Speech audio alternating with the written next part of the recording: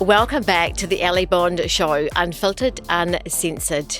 Today's guest is a mindset coach, an ex-pro athlete, a guy that's fallen down and got back up again. He's inspirational and he's very easy on the eyes, ladies, but settle down. He's got a partner. Welcome to the show, Lewis. Thank you for having me, Ali. Looking forward to connecting, having a chat and seeing where this goes. So who the hell is Lewis Huckstep? I'm a human. That's one way to put it. I love helping people. Very cliche, but I'm someone who loves helping people find their true self, their purpose, their gift, show them how to give it back to the world, and help them work on their own mental, emotional, energetic blocks that would stop them from bringing that to the world. Plus, give people the strategy and tactics. So, kind of blending the spiritual purpose, integration, healing world with the strategic tactics implementation world, blending those two worlds together. That's kind of me in a nutshell.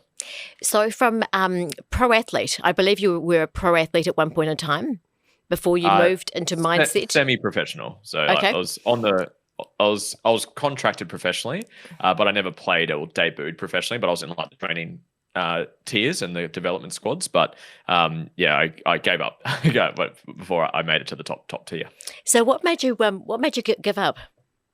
I got a lot of injuries. My right knee, I dislocated it 7 times. So that every time you do it, it just gets looser and I got sick of MRI scans, to be honest.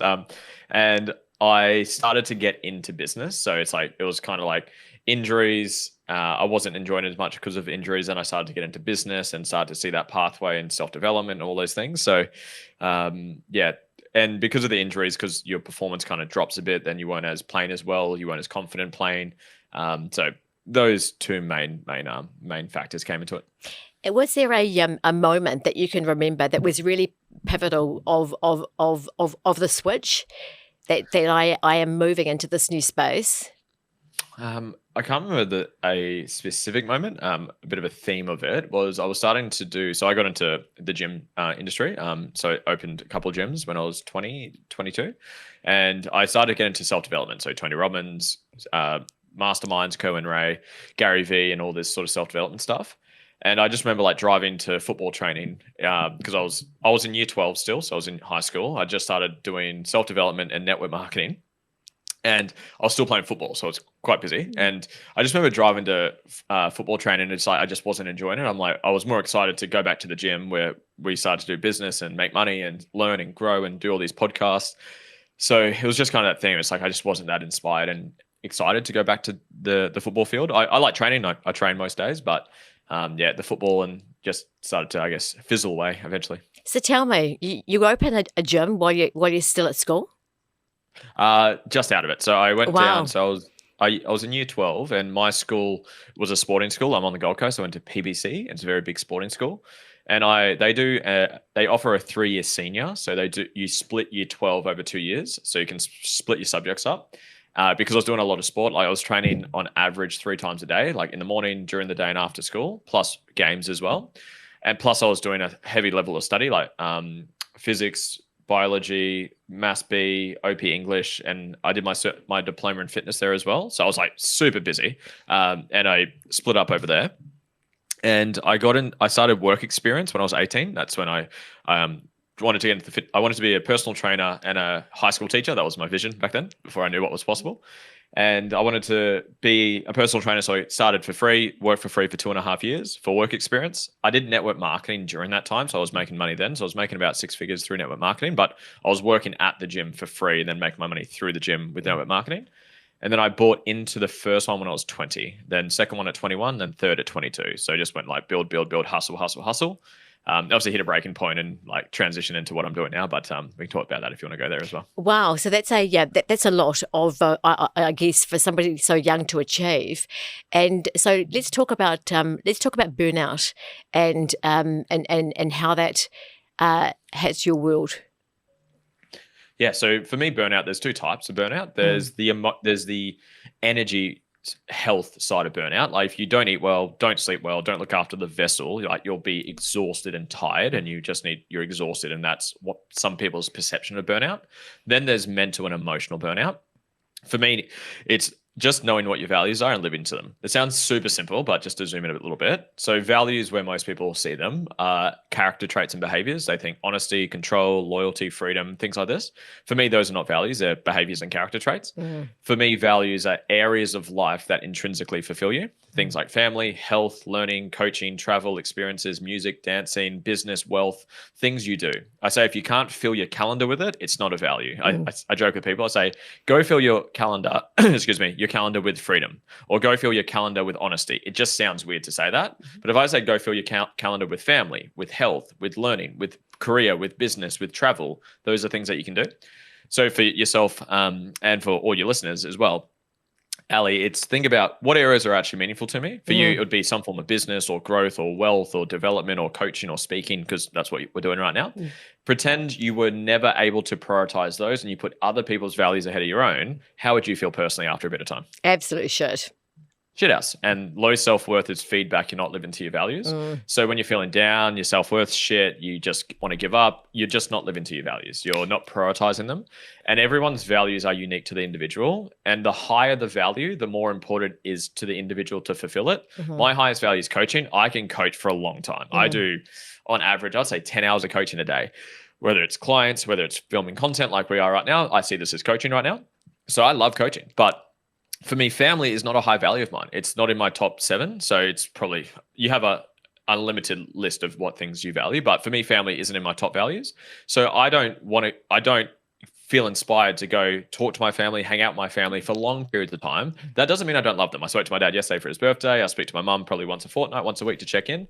But it's not like my wife, she has a high value on family, and her family group chat, they're like so active, like they're talking paragraphs every single day, where we like check in, like, hey, is everyone alive? Yep, what are we doing for Christmas this year? Like that's our level of chat. So it's just not meaningful to me compared to other people. So know what your values are, live to them. Don't judge yourself for trying to live to someone else's values. When you hear the words you have to, you ought to, you got to, you should, you must, you're supposed to, or you're meant to, or a version of those words, someone's projecting their values onto someone else. So be aware of that, know what your values are, live to them, and you feel amazing. Sounds simple, but when you actually do it, life's good. How do you keep your mindset so sharp when you're so busy? And you've referenced 10 hours of coaching a day. Is there a strategy to keep your mindset sharp? I think health in general, like I work with a health coach, like I take a fair few supplements. I don't know what they do, but I think they're good for you. I train, I literally just got back from the chiropractor. Holy dooly, that was a painful session. Like she keeps me healthy, but like kind of those two versions of burnout. I do what I love. Like if someone said her 10 hours of coaching and they hate coaching or teaching, they would hate that. But someone who values family, like if someone says, I just want to spend 10 hours a day with my family, I'll be like, that fucking sounds like hell to me. Like I don't want to do that. So when you're doing what you're inspired to do, you have energy. When you have your values give you energy, inspiration, you think about it, you talk about it, you want to do it, you're spontaneously inspired to do them. So doing your values gives you energy and more output of what you want to do. And then that other side, like I said, look after your health. Like I'm taking supplements right now. I drink a ton of water. I train most mornings. I literally just got back from the chiropractor before this podcast. So look after your health and do what you want. You could say planning as well would be the other piece to that. So I've got a master plan. So when I coach my clients, we do values first. Then we get clear on their life's purpose. So your gift to give to the world. Then we get clear on a mission, which is a 5 to 10 year goal to fulfill your purpose. It's measurable. And then we break it into a plan. So we go 3-year goals. So the mission is a 5 to 10 year goal. Then we go 3-year goals, 2-year goals, 12-month goals, quarterly, monthly, weekly, daily goals. So then that gives me the high priority actions to take. That's the more tactical side to me. Do you work with people in terms of finding out what their values are? Are there people that don't know what their values are? Like I know very clearly myself what my values are, but do you find that people that you're working with are unsure on some of those and they need your help? Yeah, 100%. Like that's what people generally come to me. There's I've never been that good with like getting clear on my niche and avatar, but some of the avatars or types of people that I seem to help is people that are either sabotaging their life and they're not achieving anything and they're burnt out, they're unhappy, they're depressed, they're anxious, they're not really having the results they're wanting to achieve. Or you've got the overachievers who are achieving all these things externally, but they're unhappy internally. It's kind of like a blend of those two sort of avatars. So for a lot of them, yeah, absolutely. Because we don't get taught this stuff in school. Like I didn't get taught about emotional regulation, around purpose, around values, around doing what you love, monetizing your gift, monetizing your purpose. So yeah, most people don't. They think values are things like honesty, loyalty, control, and stuff like that. So once you see it, though, once you know it, you know it, and once you can actually understand it, and it drops in, and you start to have those light bulbs, you can't not see it. So, yeah. Can I ask you a personal question? How did you arrive at family not being part of your values? So it's your values. You avoid whatever was painful for you or avoid for you becomes valuable for you. So if you had a void around learning, so I was in learning disabled classes. My handwriting to this day is rubbish. So I'm not sure if anyone's watching. Oh, you can't even see it on the screen. Sorry, but like my handwriting is absolute dog shit. You can barely read it. I was in learning disabled classes. I got diagnosed with Asperger's, autism, and ADHD and anxiety later on. So learning was a void for me. It was painful for me. So it becomes important to you. So wealth is one of my values. So we had pain around money. Mum and dad fought over money. They didn't split purely over money, but it was definitely a factor.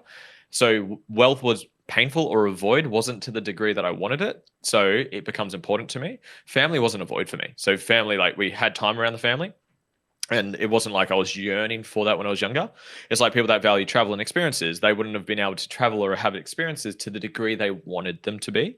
So it just wasn't a void for me. So whether that, some people say it's your soul's incarnation and it comes with your soul, maybe not. I'm not sure how spiritual your audience will go, but it's whatever was painful for you becomes important to you. So if you had pain around learning, if you had pain around money, if you had pain around image, if you had pain around relationships, if you had pain around whatever it was. And when I say painful, avoid as in it wasn't to the degree you wanted it. So maybe you had like a reasonable family dynamic, but your family wasn't as loving as you wanted or as connected as you wanted, and that's what you were yearning for, then family could be a value of yours.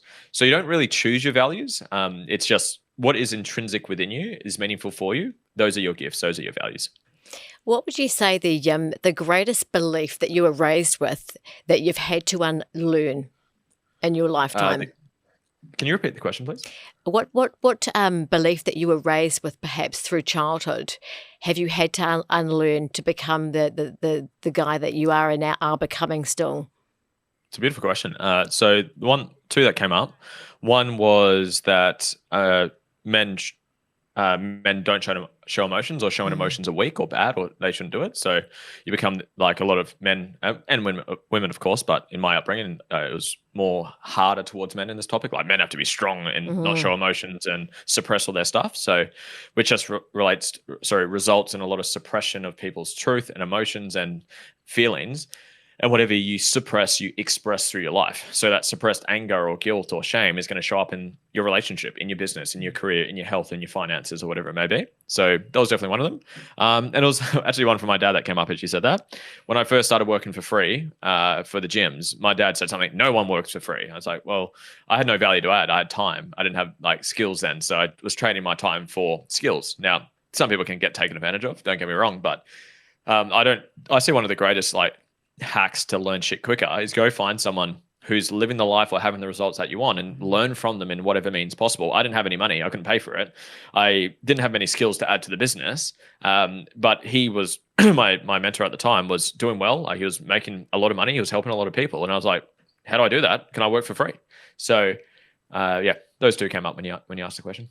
Have you ever felt like a fraud? You're so high profile, and in terms of maybe things in your life historically, and if you have, how have you overcome that?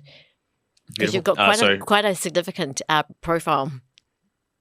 It's slowly getting there, one soul at a time. So there's two versions of this answer. So for me, there's two versions of a fraud, when you feel like a fraud or an imposter, whatever you want to call it.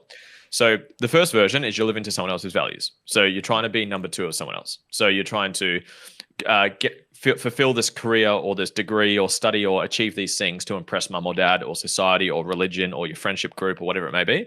You're doing shit that's not meaningful to you. So that's the first version. So you're trying to be number two of someone else, and you feel like, oh, it's just not meaningful to me. I feel like an idiot. I feel lost. I feel like an imposter. I feel like a fraud, because you're trying to be someone that you're not. So that's what you're doing. The second version is actually the good version. And my current mentor, Cody, he says, follow the fraud, where you are now and the greater, higher version of you, there's a gap between where you are now, who you are going to be, and where you want to be. So naturally there's a gap. So you're literally growing into the future version of yourself. So naturally there can be a little bit of self-doubt. There can be like, oh, am I worthy of this? Who am I to do this? Like I wrote my book last year, and I wanted to write this like 3 or 4 years ago. I started like 3 or 4 times and gave up because I'm like, who am I to write a book? And COVID happened and other shit happened anyways. But it was actually my same mentor, Cody. We sat down and did this exercise at one of his events, and he says, you've got 6 months to live. What do you do? That was the whole thing. And you just start writing down what you're going to do. And like the first sentence of that exercise was, I finally write the book I've been talking shit about for 3 years, and I finally do it. And from that day, I literally canceled all my plans, canceled all my goals, not canceled them. I like paused all the big projects, and I went all in on this book. And it took me 9 months of writing, editing. I spent 1,500 hours myself on it, and it brought the book to life. But when I first started it, who am I to write a book? I'm only 26 years old. What have I achieved? Who am I? Blah, blah, blah. Like I'm not Tony Robbins. Like all the things came through. So, but that's the good version of a fraud, because I'm pursuing my own values, my own purpose, my own mission and vision. Those are aligned with me. I'm just becoming that greater version of myself. So when you feel like that, that's a good thing. And I like this rule is, if you don't feel like a fraud every 18 months or so, you're actually not growing. So if you're actually growing and taking those big steps into the higher version of yourself, starting a podcast, writing the book, starting the business, saying yes, saying no, whatever the thing is that you're wanting to do, then maybe a little bit of, oh my God, am I worthy of this? Can I do this? Is this possible? Maybe you're not growing as much as you could be. So I love that. I really love that. Now I have to ask, you are high profile, and how does your partner cope with having a high profile partner? It hasn't really popped up, to be honest. I've got a friend. Her name's Natalie Patterson. She'd be a funny guest for you, actually. If you ever want to get her, I can connect you if you want. Please, amazing. And she's made really good money. Millions and millions of dollars in her business. She's super spiritual, so super woo woo. So heads up if you take her on the show. Okay. But so I don't personally value it that much, the audience. So we're in the same mastermind, like the same sort of the same mentor, Cody, I keep referencing. So we work together, and me and her are like his top performance and top achievers of clients, me and her. And she makes way more money than me. Like she's got a way bigger business than me. I have a way bigger audience than her though. So I think she's got like 10,000, maybe 15,000 on Instagram. And whenever she sees me, oh my God, Lewis, you're so famous. You're so famous. Oh my God, I want to be famous. I'm like, I couldn't give a fuck. Like, I don't really care. Like I wear black shirts. I wear thongs around. I'm pretty, I drive, my car's probably worth $5,000 to $10,000. I drive a pretty average car. Love it. So I don't notice it personally. My wife hasn't noticed. I've had a couple of people like say, hey, look, I follow your content, love your content, and that's really cool. If anyone sees me in public, say hello. I'd love to see you. I don't leave the house very often, so good luck. But, you're a good-looking guy though. So do you have women sliding into your DMs? Yes and no. Like we're pretty firm with it. So me and Georgia do open our relationship from time to time, and we swing a little bit, but we're pretty like brutal with our boundaries and expectations. Like I had a client recently, so she came to a one-day event with us, and I did this funny exercise at the event because we're talking about shame, and people like the parts of you that you try to hide are the parts that you shame yourself for. So I do this little exercise.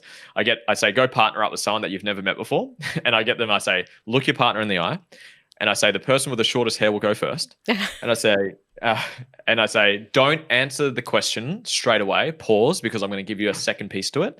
So I'm like prepping them to not answer the question. But I say, okay, you're about to tell your partner your deepest, darkest sexual fantasy, and everyone like tenses up and gets triggered because they're like, holy shit, I'm about to share a part of me that I shame myself for. That's the point of the exercise. I don't get them to share it. I say, guys, give your partner a high five and say, thank fuck I didn't tell you. So give them a high five and walk away. So we do that exercise. I thought you were going to tell me the strangest fantasy that I was going to hear in my lifetime there, but yeah. But we can go down that path if you want. I'm happy to share. But we do that exercise, and then after the event, one of the clients messages me, and she said, "Oh, hey," and she was using some emojis which were quite flirty in nature, and she's like, "Hey, look, I'd really love to share with you my fantasy that came up." And I said, "Hey, look, I love you, and thank you for coming to the event, and I would love to help you as a coach and as a client relationship, but I just want to be really firm with this. This is not. I don't want this to lead anywhere, like sexually, mentally, emotionally, in that context, because that's not what me and my wife are looking for at this stage. Can I ask you what that request was? Fantasy was of hers? She didn't end up telling me. So Okay. because I asked her what's your intention behind it. Mm-hmm. And then I think that kind of like threw off a little bit. I think she felt a little bit uncomfortable sharing it. So I said, look, and afterwards I said, look, I'm happy as a professional. I'm happy to hear it if there's like a message behind that and you want to actually get some support or some coaching around it. But if it's purely for flirtatious, like we want to have sex with you sort of angle, that's not what I'm looking for, and that's not what me and my wife are looking for at this stage. So I said, and thank you if that's your intention. Thank you for the compliment, but that's not what we're looking for. So I think she got a little bit triggered by that. So she didn't end up sharing, but I'm still working with her, and she's still an active client. So I still work with her, and I love who she is, and I still connect with her from a professional level. But I have a couple of them. I have ones that are like real, like weird. Like, hey, can I marry you? I don't know if it's real or not. I said, hey, thanks anyways. But no, I get those. I don't notice it that much. I'm not that active on my Instagram messages. I skim through them, but I've got like a team that helps me with my messages now. But sometimes I see them and I say, hey, look, I appreciate the compliment but that's not what we're looking for. Like, me and my wife are getting into a chapter where we want to start trying for children. So we've closed off our relationship for the next sort of 2-3 years to just let us focus on us and get ready for parenthood. So, but yeah, we just ignore it and move on. Can we explore that a wee bit more?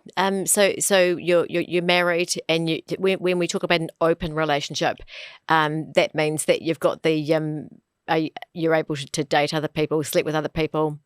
There's a big spectrum of it. So like some people, we do not have multiple partners. That is not our level. The best way I could say we swing. That's the easiest way we could put it. We do it together. We do it. We've done a couple solo. We're very, very firm with like boundaries. What type of people, what type of energy, how frequent, how infrequent, how much talking, how much flirting. Like we've got very, very clear, transparent boundaries. We communicate. Hey, look, I'm potentially interested in asking this person. Does that feel all right with you? Is that comfortable with you? What does that bring up for you? Like, if you want to grow, get into a relationship. If you want to grow more, open it up a bit. So it brings up a lot of insecurities, a lot of triggers, a lot of shit. So I have zero desire, and Georgia, as of now, she might grow and evolve. I might grow and evolve, but as of right now, we have zero desire to have another partner, as in like multiple partner you're dating. But we love tantra, we love sex, we love connection, we love intimacy, and we love flowing together energetically. We've just got into we're getting further into the tantra world. Like we want to go to tantra parties and explore the creative flow and sex, the energy of sex and what that can be used as. And it's a huge rabbit hole. She just finished it. I'm about 3/4 through it. It's called Urban Tantra. Really good book. Cool. I've got another one behind. It's called The Enlightened Sex Manual. That's really good. So can you talk me and my listeners and viewers a bit more through that? That I know that they'll be very intrigued to hear more about this. What part specifically? The tantra, is it the tantra sex? But that you're awesome. Look, yeah. I'm very new, so this is not my area of coaching. So I'll just give you like I'm excited like for myself. So, yeah, I'm a client right now, so take this as a grain of salt. So tantra is I don't even know the definition of it because I've watched. It's funny. Whenever I like to learn, my learning style is I'll read books, do courses, do programs, and just like jump in the world of it for a while. And I've heard people like try to define it, and like the more you try to define it, the less it is. So it's hard to define what tantra is. So I guess for me, if I had to define it, it's having more consciousness and awareness on your day-to-day life, and then especially in the bedroom. So how conscious are you with your breath, with your energy, with your openness and connectedness to you and your lover and your partner? So a lot of it's about presence. It's about slowing things down. It's about eye gazing and connecting with your partner. So like to have better sex in the bedroom, a lot of it comes from the things outside of the bedroom. So how open and loving and vulnerable and playful and present are you with your partner? How open are you with your desires? What are your desires that you want to explore? Do you want to get some toys in the bedroom? Do you want to open it up and get a third in there? Do you want to go to a party together? Do you want to try different positions or whatever it is? It's just having that level of awareness and consciousness applied into the bedroom. Speaking desires, they like the book that I'm Go grab it, guys. It's called Urban Tantra. Like they even give you like skills and techniques of how to use like massages before the bedroom, the flow of energy. So like building up sexual energy to then circulate it through the body. Like men, I've had many full body and multiple orgasms through not just penetrative sex, but massages and oral sex, and using them. Like it's phenomenal. Our sex has gone through the roof. the more you heal and do trauma integration work, and the more you learn about it, our sex life just gets better and better and better and better. So yeah, I can't tell you I'm a tantra teacher by any means, but definitely in that world now, and looking forward to diving into it more. I'm fascinated. I'm also intrigued as to, when you've been in a open relationship where other people are involved, how do you go back into that relationship with just the two of you, and is some of the excitement dulled, and how do you maintain that the excitement?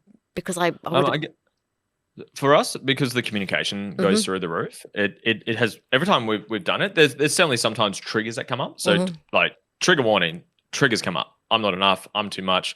They don't want me. I'm not wanted. Abandonment, rejection, all that stuff. All the triggers come up, and a trigger is revealing something to work on.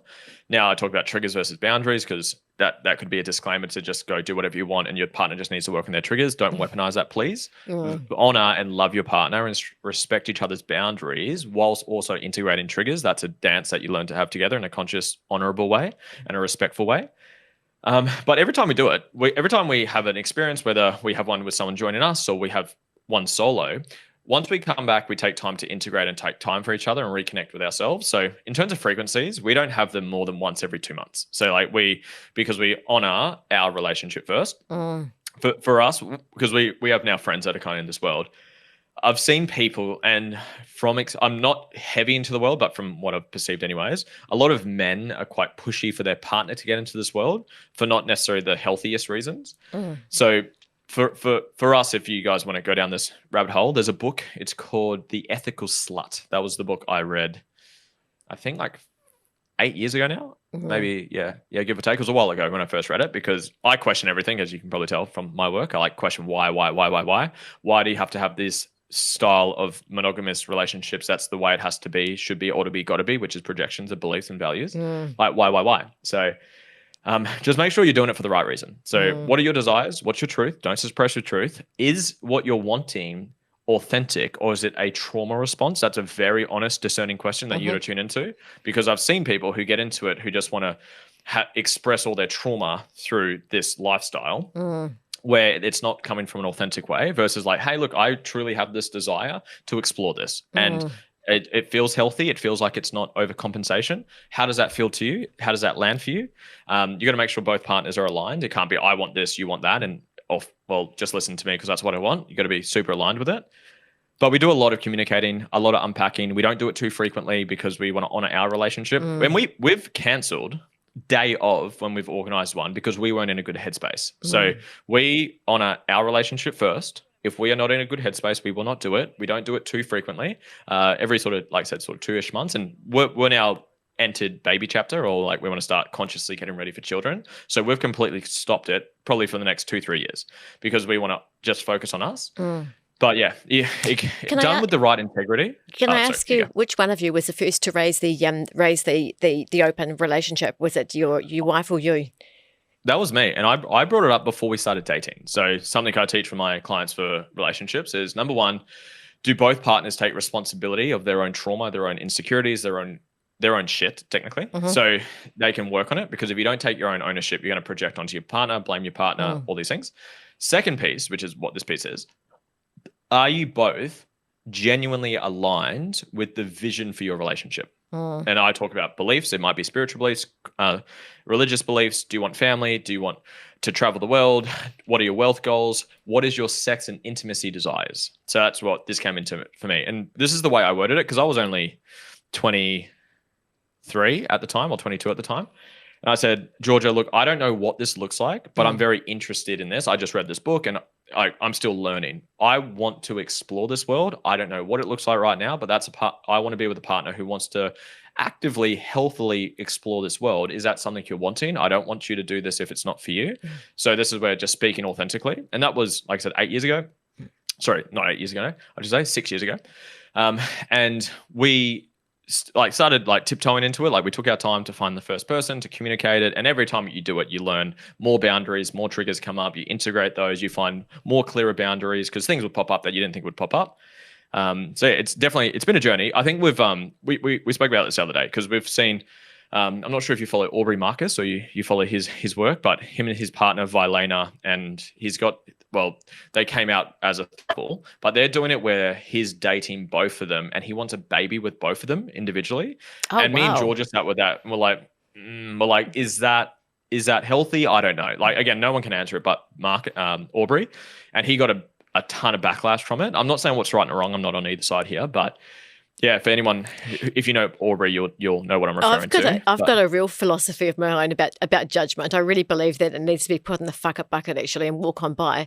Yeah. You're obviously. I want to ask you when you're really great at questioning, and was this part of your childhood? When you were a young boy, were you really inquisitive about things and wanted to know more about things than the normal person? Yep, super autistic. Why?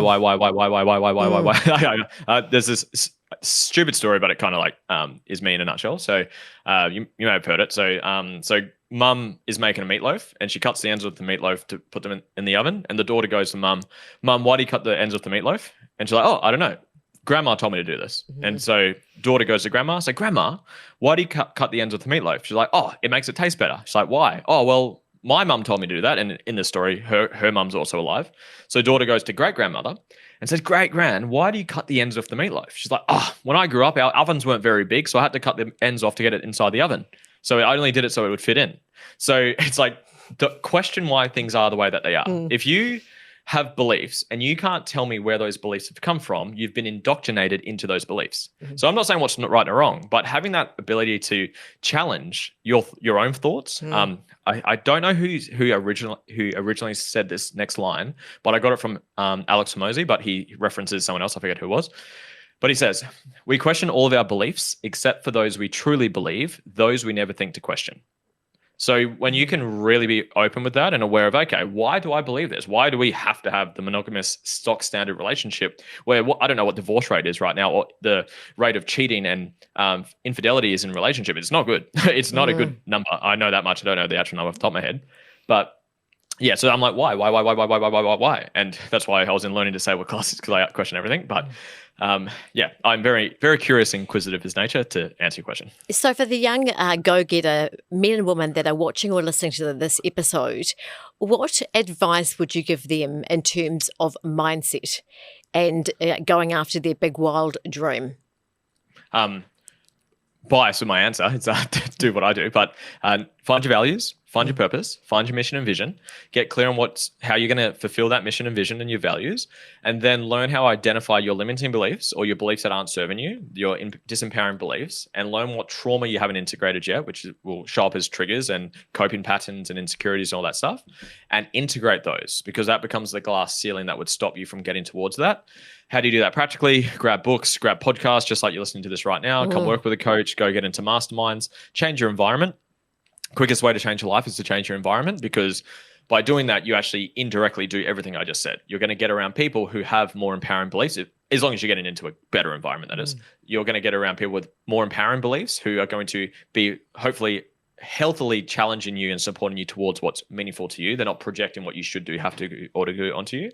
So yeah, those would be probably my starting points. And what would you say to the 18-year-old yourself, Lewis, back when you were 18? When I was 18. What advice would you go with? It's similar to what I just said. It's get clear on who you are. Like, everyone at some level is wearing a mask. It's like, have you seen the movie Soul? SOUL? I haven't. No. It's really beautiful. Do you have kids by any chance, Ellen? I have 4. Beautiful. I should have possibly invested in more TVs. I have 4 wonderful kids. Love it. They so it's a kids movie. It's a Disney movie, but or maybe Pixar one. Really beautiful movie, but it's essentially like, you've got your ego, which is like the skeleton. It's an animated movie, and it's like your soul's underneath, and your soul is like what your gift is. They call it your spark. Your goal is to find your spark in life, which is for me your purpose and your values. That's what they are. So it's figure out who you are. Like, we're all wearing the mask. I have to do this. I got to do this. I must do this. I should do this. I'm supposed to do this. It's all bullshit. According to who?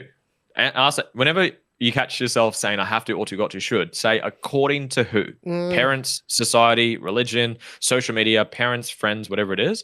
It's bullshit. Now, there are social laws we have. I can't just go kill someone because I think, oh, why not? Because I'm inspired to. No. There are laws with consequences. So respect the laws and consequences. But generally speaking, what's meaningful and inspiring to you is unique to you. Find that gift, find how you can give it back to others, and find how you can get paid to do that. And that's essentially my work in a nutshell. I have to ask you, if your life story was a Netflix series, what do you think the title would be? The title? I haven't had that before. I can't think of anything. What would the title be? Food for thought, perhaps. Like raw, real, and unfiltered, or something like that. Like weird, quirky, and autistic, or something. I don't know. Like it can be weird and authentic with me. So, I don't know. Work on you. Find creating your authentic life. I don't know. You could go weird or perhaps serious. Perhaps multiple series coming up. Yeah. Now we move to some quick fire questions, which I find really fun. 3 words to describe you.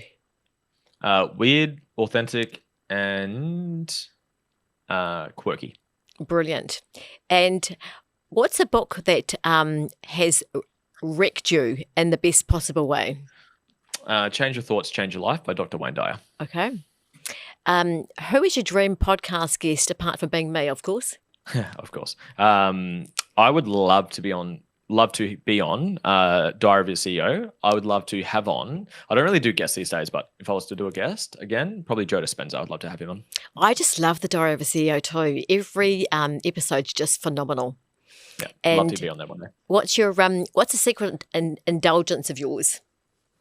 Ooh, I'm a gamer at heart, so I, not necessarily food. Food answer, I love a milkshake. I love really delicious thick milkshake. I grew up in New Zealand actually, and for a little bit of time, and I used to love the milkshakes over there.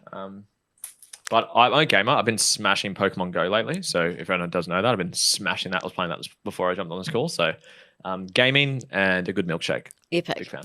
And what's the most overrated mindset quote you've ever listened to, I guess? Overrated mindset quote. That's a good one. Overrated.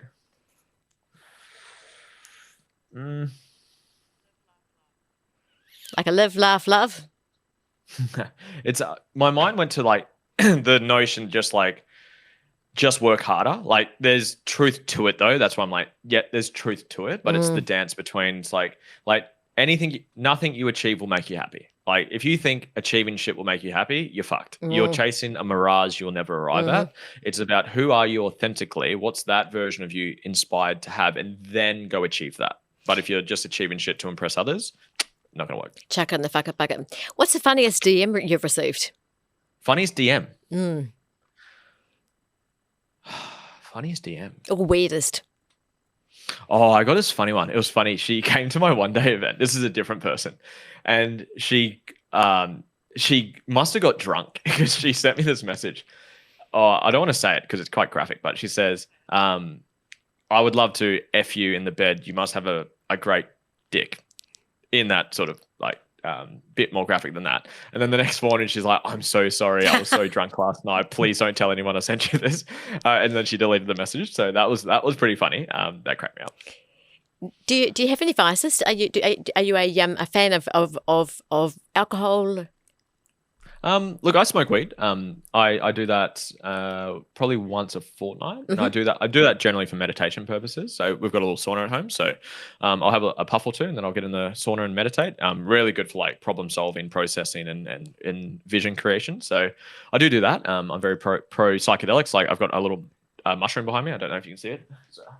Brilliant. So I'm very fan with and I love Mario, like Mario Brothers growing up. So it's great that there's a mushroom here. So I'm into psychedelics. So if that's advice, I would say absolutely. Epic. I have a family member that's recently undergone surgery, and the surgeon doing the prep asked first, do you drink? And there was a hell yeah. Then there was a do you smoke? Absolutely. And then there was a, by the way, I'm also on the side doing gummies. And and the look on the surgeon's face was actually laughter. So there you go. Where can people go and get a daily dose of Lewis Huckstep?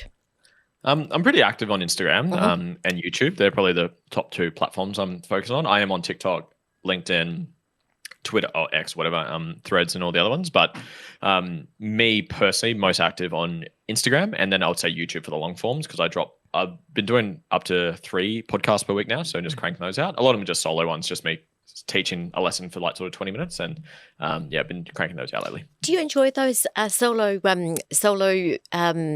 podcast? Because I started that way with, I think I did about 5 or 6, and I really struggled to just talk to myself. No, I love it. So I'm a big fan. So I started solo, and then I was doing like 1-for-1, so one guest, one solo, one guest, one solo, and then I just like, what's the highest leverage action for you to move forward is a question I constantly ask myself. I'll teach this and I'll answer your question. So the theory of constraints says a system will grow to its lowest constraint.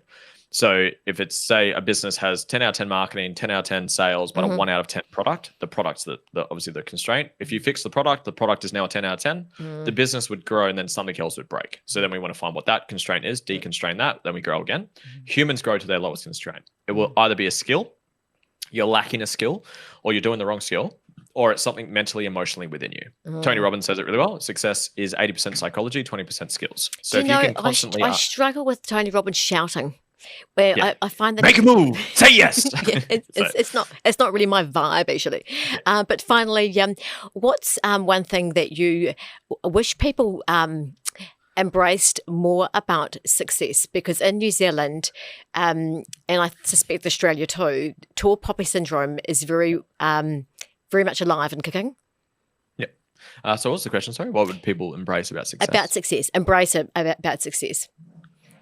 Look, like people, you don't see things the way they are. They see things the way you are. So that's Wayne Dyer, by the way, from the book I just said. So people judge you for the parts of them that they judge themselves for. So you're going to have, the more success you have, success in quotations, the more people will see you, and just by pure numbers, more people are going to project onto you. So if people are judging you, they're judging the parts of them that they judge themselves for. So I do this exercise a lot. So think of someone that you dislike, and then in one word, what's the one thing you dislike most about that person? Anger, controlling, manipulation, whatever the thing is.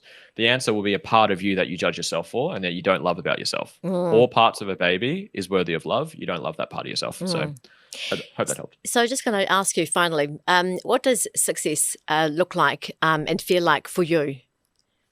For me, I'm obviously biased with the work that I do, but it's an inspired life. It's a life on your terms. It's a life where you consciously choose how you spend your time, who you spend it with, and doing it from a place of inspiration and love and abundance and joy and gratitude. Obviously, we are emotional creatures, so we're going to experience the whole spectrum of what being a human offers us. But for majority of the time, hopefully, you're in a place of love. You're in a place of gratitude of doing things that are meaningful to you. Obviously, embracing the challenges when they pop up, because welcome to business and relationships and all the above. So but gratitude, love, inspiration would be my answer. Love that. Love the notation to time. Like for me, having been a cancer journey and survivor, time is my greatest currency, and how I spend it and who I'm with is so integral. So look, thank you so much, Lewis, for joining me today on the show. It's been a real privilege for your openness and sharing. And to all my listeners and viewers, love your life and own your journey.